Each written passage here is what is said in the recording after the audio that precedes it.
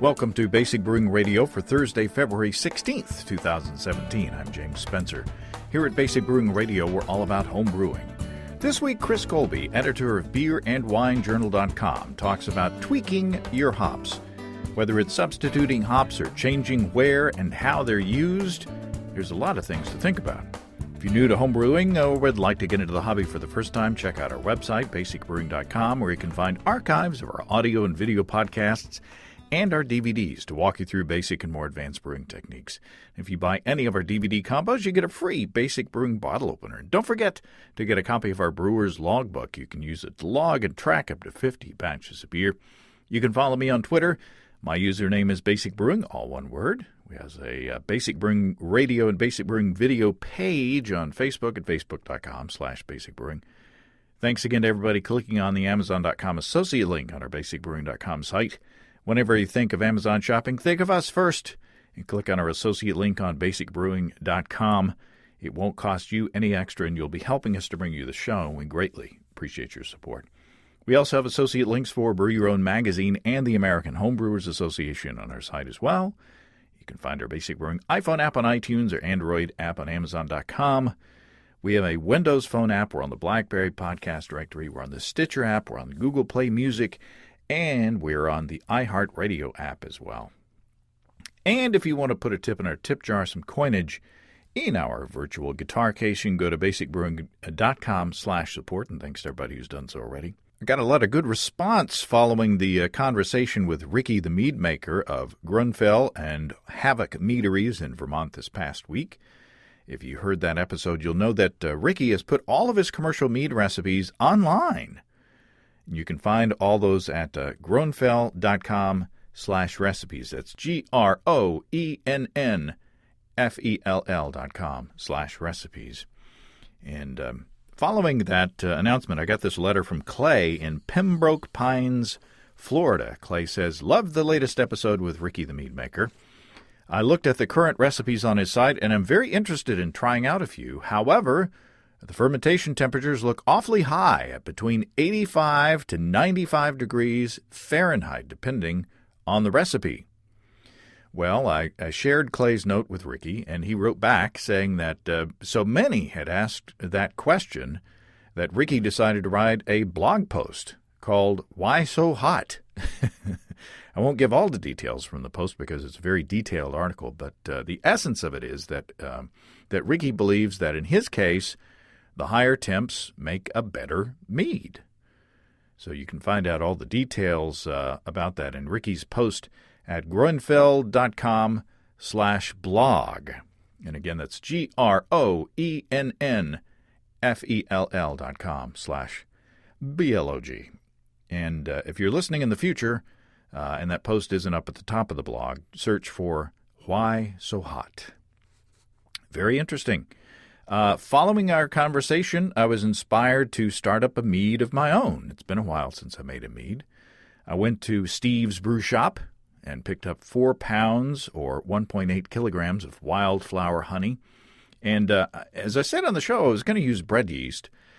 But I was in the shop, and it's been a while since I've made a mead with beer yeast.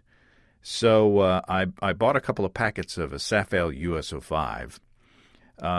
I love making mead because the process is so simple, at least in the beginning. I heated up a gallon or about 4 liters of water to 150 degrees Fahrenheit or 65 C right away, ignoring some of Ricky's advice. But I wanted to be able to mix in the honey easily. And once you put it in the honey, it brings down the temperature pretty quickly. And after I stirred the honey in, I added another gallon or around 4 liters of tap water, temperature water. You know, it's about,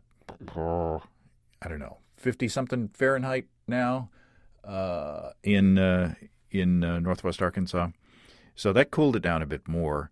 And then I put the little kettle that I have in an ice bath to chill it down further to around 70 degrees Fahrenheit or 21 C.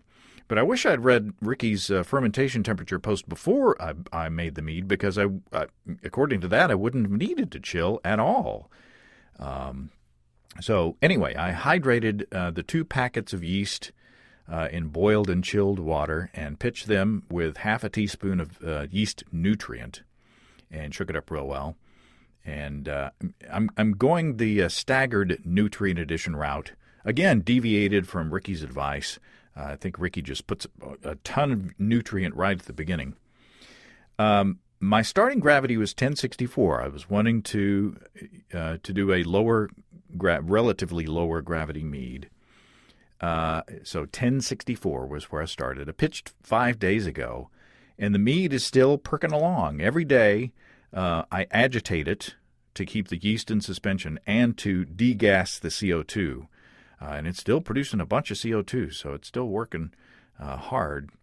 And I've added 3 more half teaspoons of nutrient over time. Like one the day after I pitched, and shook it up the day after that. So the recommended dose on the package calls for a teaspoon per gallon. So I may be done with that, depending on how the fermentation goes. So I'm a bit surprised that the US-05 isn't just zipping through that must like the bread yeast did. The bread yeast was pretty much done with almost twice as much sugar by now. Maybe there's just a lot more yeast cells in the bread yeast packets, or maybe it's better at eating just plain old sugar. I don't know. I'm going to have patience with this one. And by the way, in listening to last week's show, I found that I misspoke when I was talking about the gravity of my bread yeast mead. I said the original gravity of my little bread yeast mead was 1.200, but it was actually 1.120. So a bit of a difference there. Let's have a word from our sponsors, Desiree and Dave from High Gravity in Tulsa. You've heard me talk about their moving to a new location, and if you want to help out with that and get some cool premiums for doing so, you can search for High Gravity on GoFundMe.com. And you've heard me talk about their awesome electric brewing systems as well, and their homebrew recipe kits, but it's been a while since I've talked about the Build Your Own Beer page on HighGravityBrew.com. If you like to put together your own recipes, High Gravity makes it very easy to order all your ingredients. If you click on the all-grain option of the Build Your Own Beer page, you'll find a ton of ingredients all on one page. I counted 36 base malts, 15 crystal malts, 28 specialty malts, 58 hops, more wet and dry yeast strains than you can shake a stick at, along with spices and adjuncts, everything you need to brew an awesome beer. And the page keeps a running total at the bottom of the window that stays visible at all times, so you can keep track of where you are cost-wise as you're racking up your order. Desiree and Dave come from an IT background before they opened the shop, and it shows on their site. It's really well done. And High Gravity is a local family-run business, if you're interested in supporting such things. So go check out all the great stuff at HighGravityBrew.com. And tell them thank you for supporting this podcast, by the way. Okay, let's talk to Chris Colby from beerandwinejournal.com about tweaking hops. Chris Colby, welcome back to Basic Brewing Radio. Hey, James. Thanks for having me on the show. We're going to be talking about tweaking your hop schedule, but first, you've got some news that I don't think we've talked about on the show. You are already the author of the published book, The Homebrew Recipe Bible, and there's going to be another book, right? Yep. Mid-January, so I signed a contract to write a second book for Page Street Publishing, which is the company I did before. So I've got a second homebrewing book coming out. It's sort of not telling people what it's about just yet. But obviously, you'll know soon enough. It should be out this fall. And so, yeah, my days are filled with waking up and pouring some coffee and writing about homebrewing. And I've had some people ask, you were a font of knowledge, a swiftly flowing font of knowledge on beerandwinejournal.com there for a while, but that font has slowed down to a dribble. lately, but it's because you've been busy with this other huge project. So you have been writing some articles lately, and I have as well. And I've got a goal for myself to do, say, an article a week. I'm generally not a print guy, not a long form journalism guy. I'm a broadcast journalism guy. So anything, I'm used to writing things that take no more than say 90 seconds to read aloud. So so writing for print or for, in the blog format is kind of a stretch for me. But I do what I can, and it's fun to kind of do something that's different. But you have put a couple of articles out there talking about tweaking your hop schedule and making hop substitutions and such as that. So what was your thinking behind the article?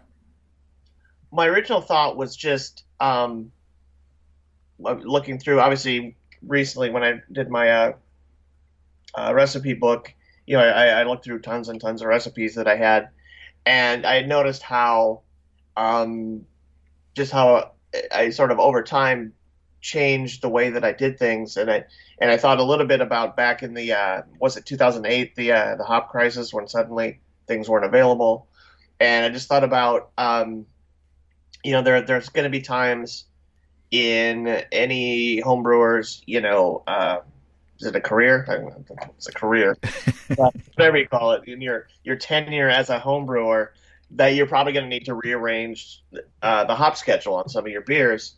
And I just thought maybe it would be worthwhile to write a couple articles and put some of the common variations out there and the rationale behind them. Yeah, I mean, nowadays there's so many hop varieties out there that, say if you've got if you live in a community that has a small local homebrew shop, they're not going to be able to afford to have every single hop that's out there. So there may be a recipe online or something that, or if you may want to clone a recipe of a commercial beer or something like that, you may not be able to find every single hop variety that you need for the recipe. So what are the factors that we need to look at when we're thinking about hop substitution? If you're thinking about hop substitution, which is a little bit different than changing your hop schedule, but just you ran out of one variety, say your local homebrew shop has, and you need another one. There are of course there are substitution charts on the web that are all, I think, pretty much sort of copied from each other, that tell you, if you run out of Cascade, use Centennial and that sort of stuff. And those can help you a lot. Also, just, there's hops fall in a variety of different categories. And if you go to, any of the hop merchant websites, they'll tell you if the hop is primarily floral or tropical or citrus-like, or they'll give you at least a category that it's in, and you can, if you're looking for something similar, you can find something at least in the same category. Because I mean, the weird thing about hops is that they all, to some extent, have the flavor and aroma of hops. Every hop variety is there's a recognizable hop character to it. But of course, the reason they're all labeled as different varieties, is they all have an individual flavor and aroma. So, I mean, the weird thing about when I think about substituting hops is, like, if you really like that particular, the blend of hops you had in a beer, you're never going to be able to find a substitution that you like as well. It's just because you're doing something different. So one thing, and I can't even remember if I mentioned this in the article, but one thing I would suggest, if your favorite hop is, you're brewing your IPA and your favorite hop is out, don't try to make something near it. Like, use that as a chance to go try something completely different. Like, if you haven't tried the new, tropical hops out of New Zealand or something like that. And a lot of it may may depend on where you want to use those hops. Like, for instance, you talk about bittering hops. And so if you're using hops for bittering, you can be a little less nuanced, right? Yeah, the thing about bittering hops, as everyone knows, is you put them in there at the beginning of the boil, and you boil them. Usually in most homebrew recipes is about an hour, and over that hour you extract 25 to 30% of the alpha acids. They get converted to isoalpha acids, and it takes time to boil the wort and extract all that.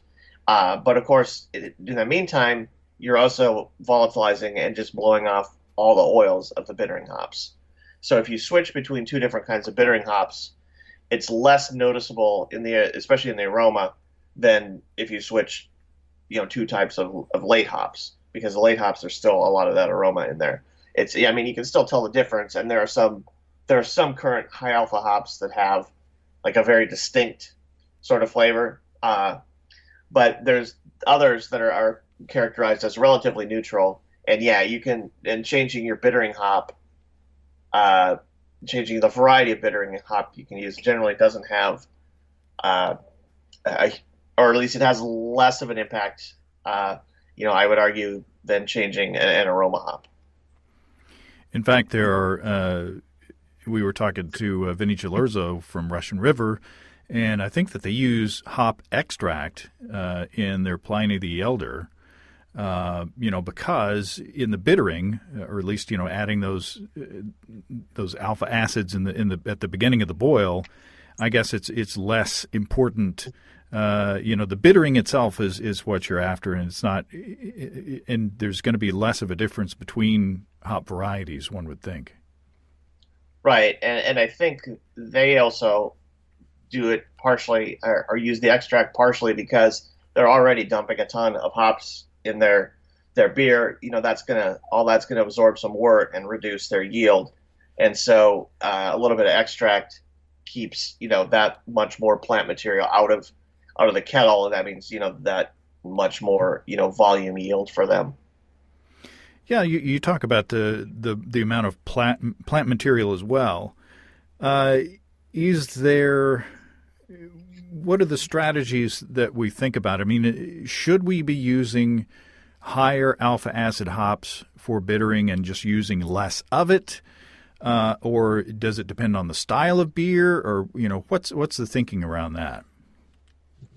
Well, I mean, there are multiple ways, or schools of thought, I guess, if you want to elevate it to that level. But I mean, I'm a big fan of finding a couple different, high alpha varieties that you like, and that are relatively neutral, and using that for all or most of your bittering. Because as I said, when I went through, this was now over a year ago, I was doing looking through my old homebrewing recipes for my recipe book. I noticed in the beginning I used a lot of just different hops for bittering hops, including some that I would never consider today, just because they were relatively low in alpha, and I was ending up adding quite a bit of them to the boil, whereas later I sort of switched to finding higher alpha varieties and adding less of them. You get the same amount of IBUs, but you have you throw in fewer pellets, and that means less trub, less hop debris mixed in with your trub, so it's slightly larger volume yield. And you also, on extremely bitter beers, or if you're using extremely low alpha, like if you were trying to, let's say you were trying to make an IPA and you decided you're going to use Saz as your bittering hop,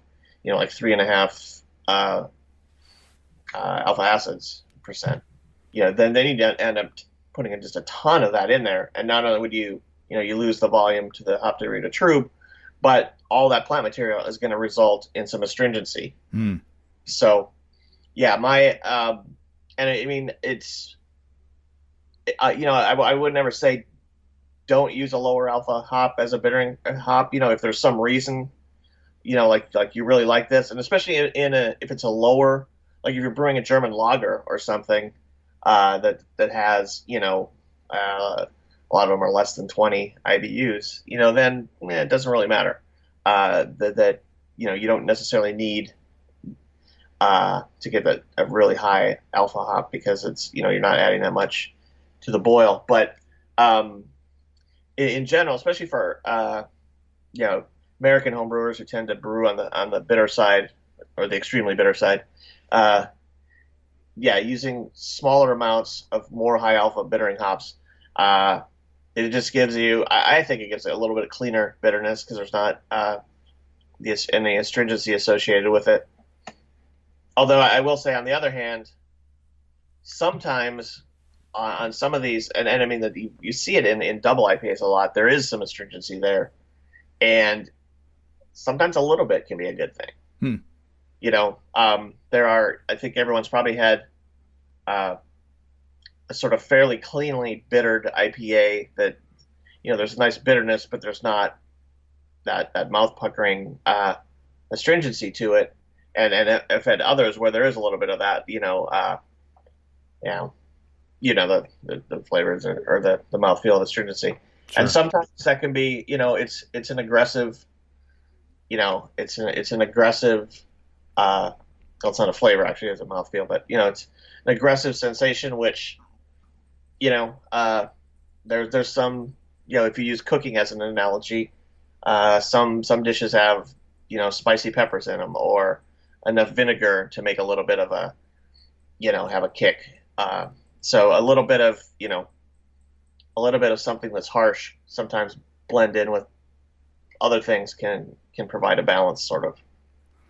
So at the beginning of the boil, it's less important to differentiate between hop varieties, perhaps, but the closer that you get near the end of the boil, it becomes more important to look at the different characteristics of the hops. And why is that?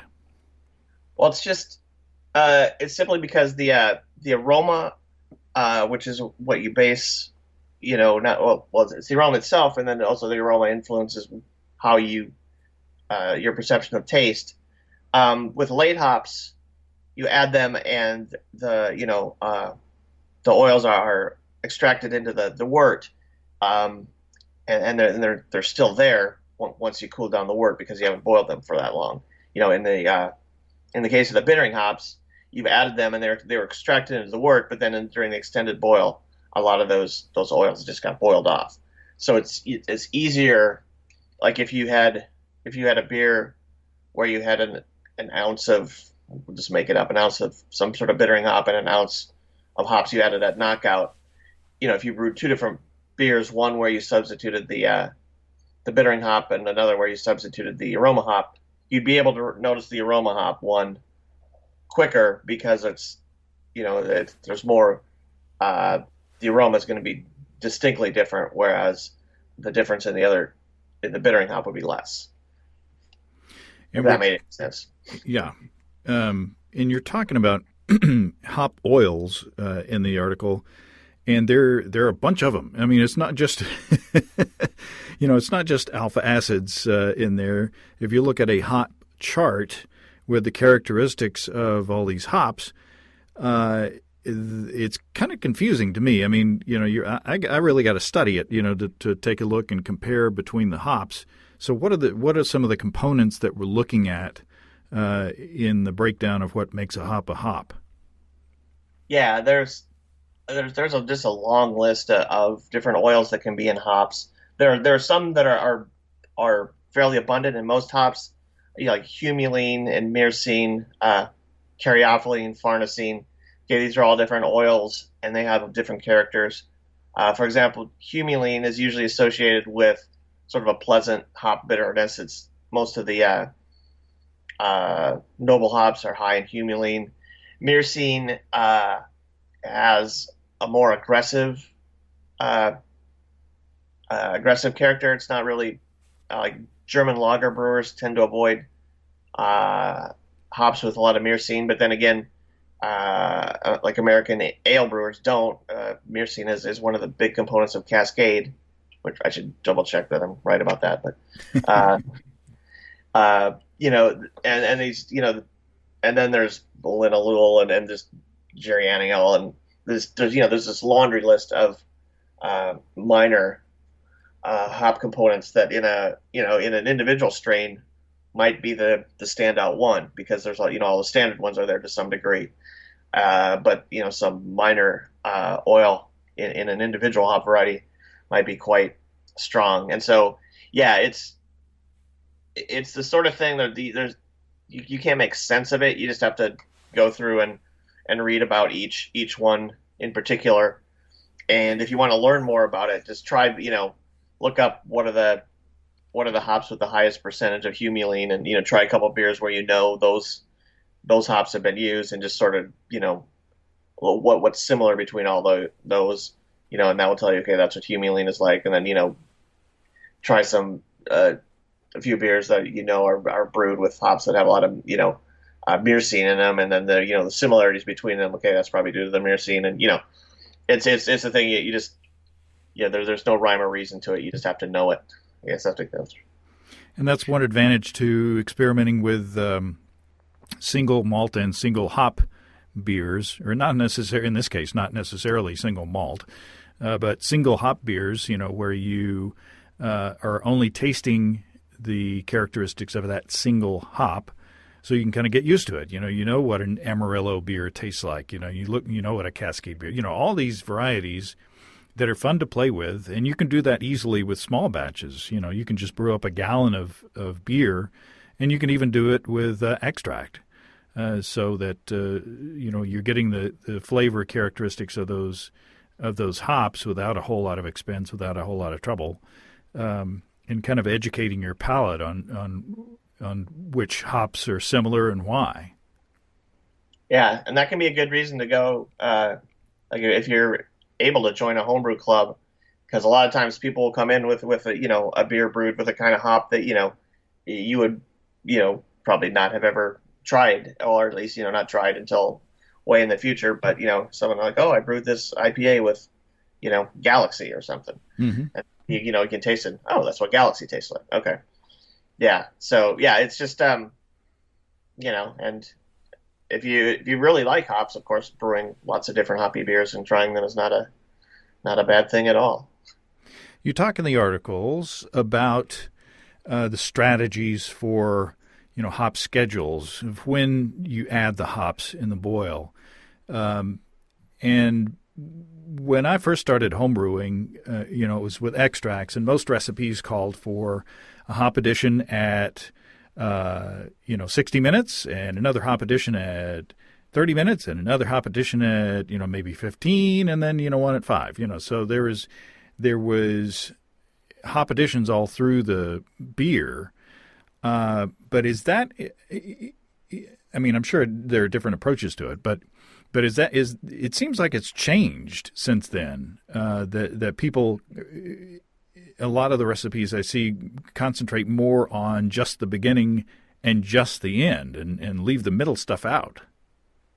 Yeah, I think the attitude is changing. Back, I'm not sure how many years ago when they introduced it, but back when Dogfish Head was young, and they introduced their 60-minute IPA, the big thing was we had hops continually throughout the out the boil, and certainly many early homebrew recipes and ones that people continue to brew today have you have your bittering addition, and then you have a variety in the middle or late middle, before a final addition at knockout.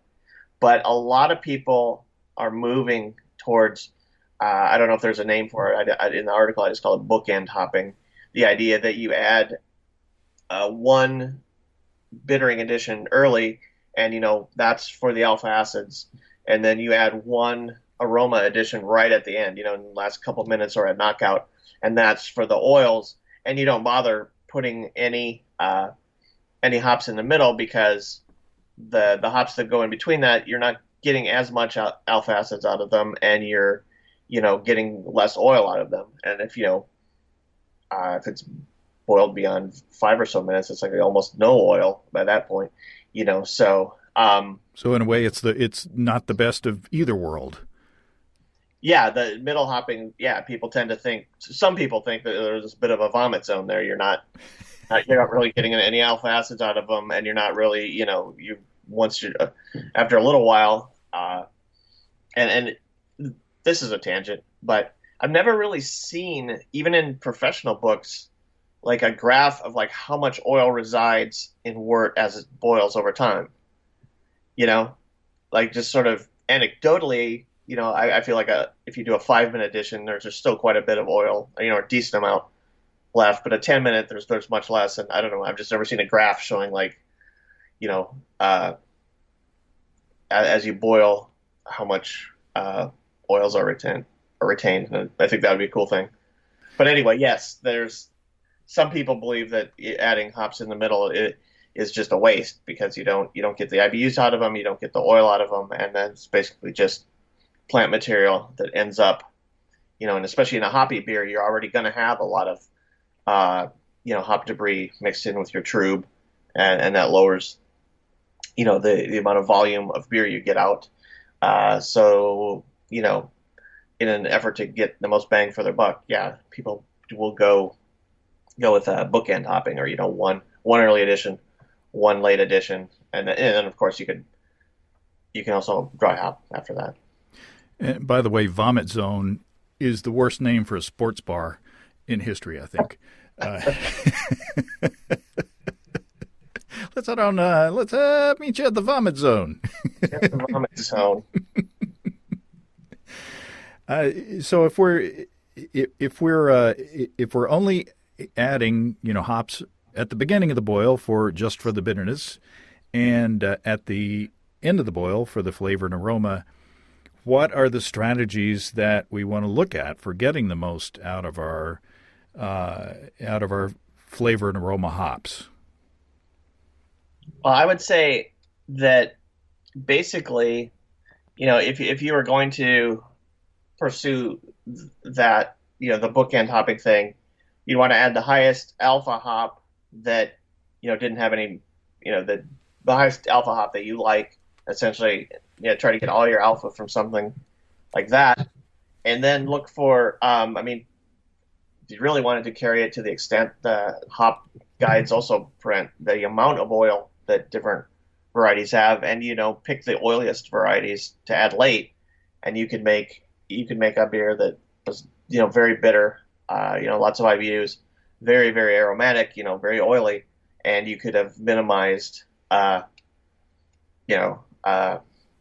either minimized or greatly reduced the amount of hops added versus a more traditional, like a 60-minute edition, a 30-minute, 15-5-0, beer.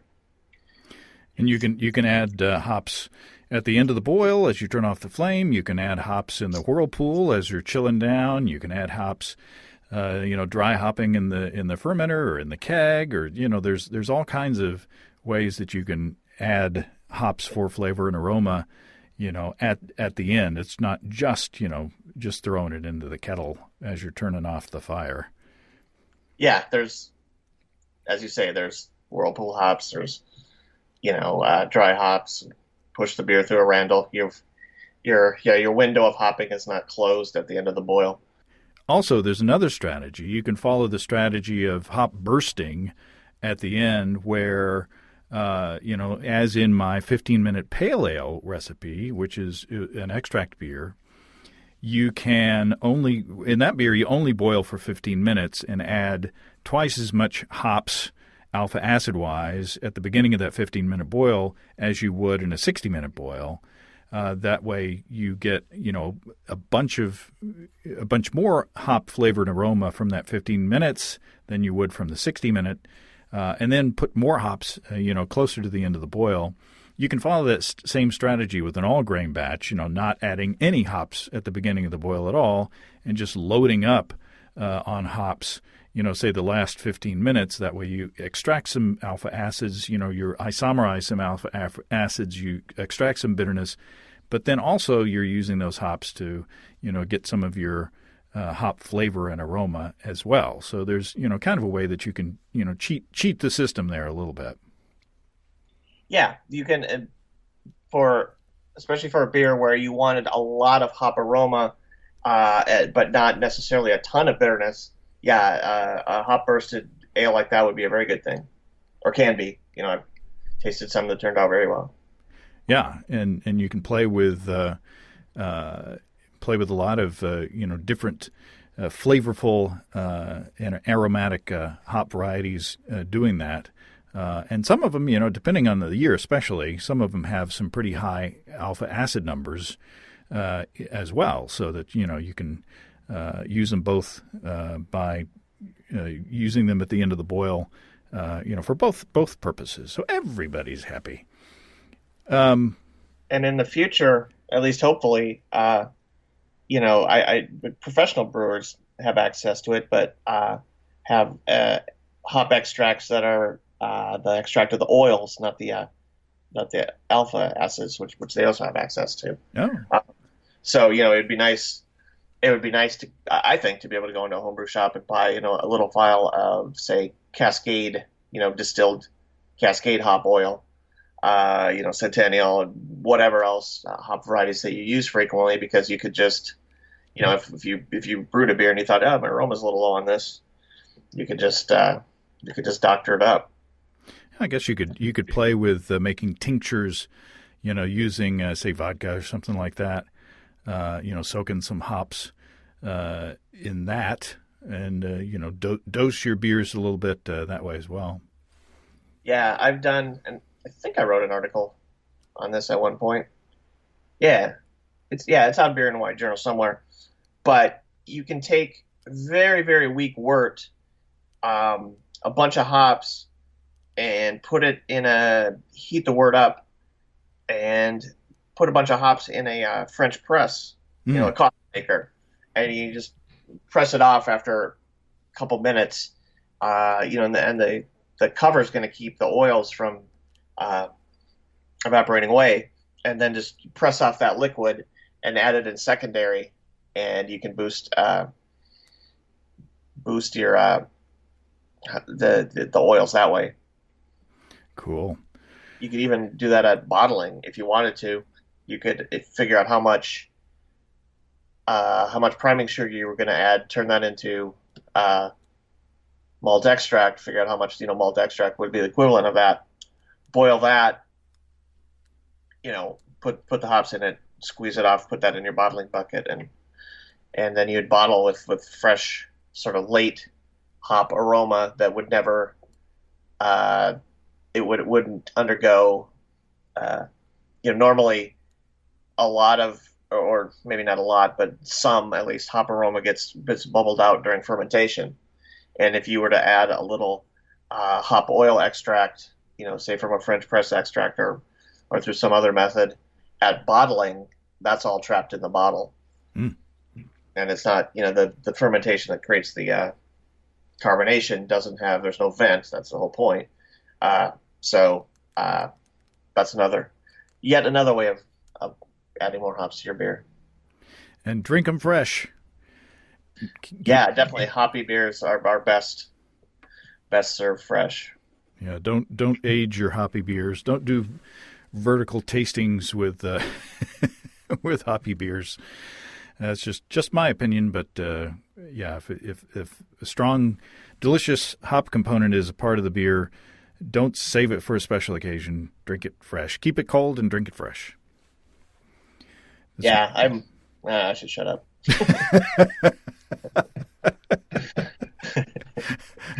Somebody write it down. Just Chris Colby stopped talking before he said something. Yeah, for once in my life. But sometime if you see me at a beer event, trap me and ask me what I think about aging beers and vertical tastings and all that. And just stand back and enjoy. Maybe that's another article. All right. Well, educational as always, and appreciate all the work that you do on beerandwinejournal.com. And go out and find Chris's book, the Homebrew Recipe Bible, and we await with great anticipation your mystery project coming up from Page Street Publishing. Brewing in the Zombie Apocalypse. That'll be my third book. Second one's a little more practical. All right. Thanks, Chris. Thanks. Thanks again to Chris. Chris is about to start a series on partial mashing and why it may be a good solution for you, even if you're an all-grain brewer, depending on the weather conditions and the recipes that you're putting together. Get a little extract in your life.